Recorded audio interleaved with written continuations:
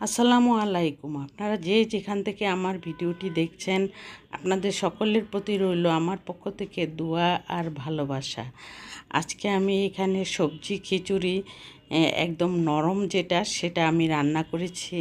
R A to Z আপনাদেরকে দেখাবো যে আমি কিভাবে সবজি খিচুড়িটা রান্না করলাম, আর কিভাবে এইভাবে রান্না করলে নর্মাল খিচুড়ি থেকে দ্বিগুণ টেস্ট হয়। আর সেই চিন্তা করে আমি আপনাদের সামনে তুলে ধরেছি। আর এই সবজি খিচুড়িটার মধ্যে দিয়েছি আমি মিষ্টি কুমড়া, গাজর, ফুলকপি, আলু। এই সবজিগুলি দিয়ে আমি এখানে একটি সসপ্যানের মধ্যে বসিয়ে দিয়েছি। প্রথমে আমি তেলের মধ্যে দিয়ে দিলাম পেঁয়াজটা কালো হয়ে আসার মানে বেরেস্তার কালার হয়ে আসার পর হলুদের গুঁড়া দিয়ে আমি সবগুলি সবজি দিয়ে দিলাম। সবজিটা দেওয়ার কারণ হলো সবজিটা একটু ভেজে নেওয়া হলো, সেই জন্যই আমি সবজির মধ্যেই আমি চালটা দিয়ে দিব। আর এই কারণ নরম খিচুড়ির মধ্যে চাল ভাজার কোনো প্রয়োজন নেই, সেজন্য আমি সবজিটার মধ্যেই আমি চালটা দিয়ে দিব। আর চালটা ধুয়ে আমি রেডি করে রেখেছি। এখানে হাফ কেজি চালের সাথে আমি 1 কাপ মুগ ডাল, 1 কাপ মসুর ডাল দিয়ে আমি ধুয়ে টুয়ে সুন্দর করে ক্লিয়ার করে রেখেছি। আর সেই জন্যই আমি এখানে চালটা আর সবজিগুলি নাড়াচাড়া দিয়ে আমি এখানে সব মশলা দিয়ে দিব। আদা রসুন পেস্ট, মরিচের গুঁড়া, তারপরে ঘি, গরম মশলার একটু গুঁড়া আর দিয়ে এখানে আমি সম্পূর্ণ সব কিছু দেওয়ার পর আমি ঘিটা দিব।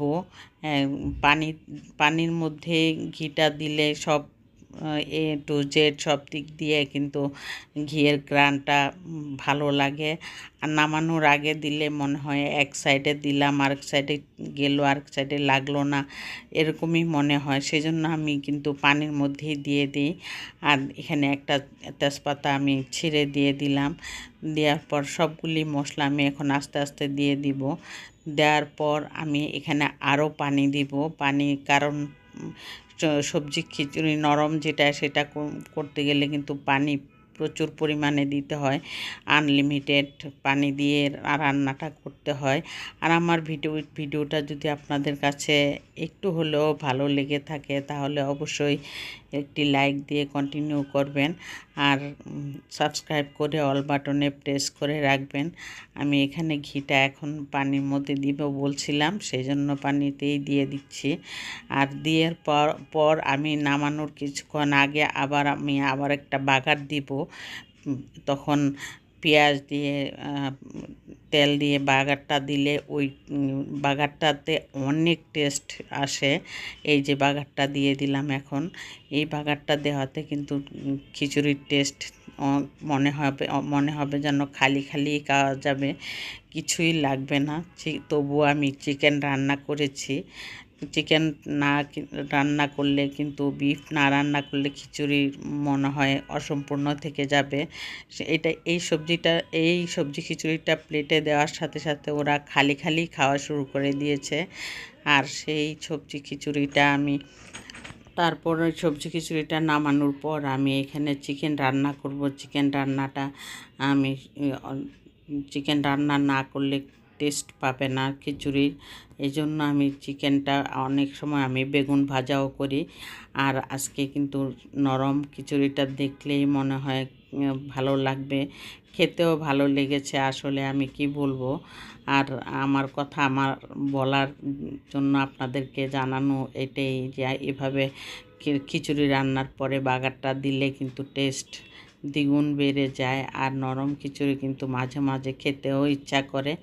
আর সেই চিন্তা করে আমি নরম খিচুড়িটা রান্না করেছি। আজকে সবার ইচ্ছা ছিল সবাই খাবে, সেই চিন্তা করে রান্না করলাম। আর এই রান্নার ডেকোরেশনটা আমি দেখুন কত সুন্দর করে আমি রান্নাটা করেছি। আর এই খিচুড়িটা যে দেখতে যেমন লেগেছে খেতেও তেমনই স্বাদের হয়েছে। আর সবজিগুলি একটুও ভেঙে যায়নি, গুঁড়াও হয়নি। আমি তেমন বেশি নাড়াচাড়া করিনি পানি দেওয়ার পর, সেই জন্যই সবজিগুলি একদম গোটা গোটা রয়ে গেল আর নরমও হয়েছে। আর এদিক দিয়ে আমি এখন চিকেনটা রান্না করছি। চিকেনটা রান্না করে আমি সবজি খিচুড়ির সাথে খেতে দিব। আর এই জন্যই ইফতারিতে আর রাতের খাওয়াতে কিন্তু এই সবজি খিচুড়ি চলে না। এক বেলাই খাওয়া যায়, তারপরের বেলাতেও কিন্তু অন্য কিছু রান্না করতে হয়।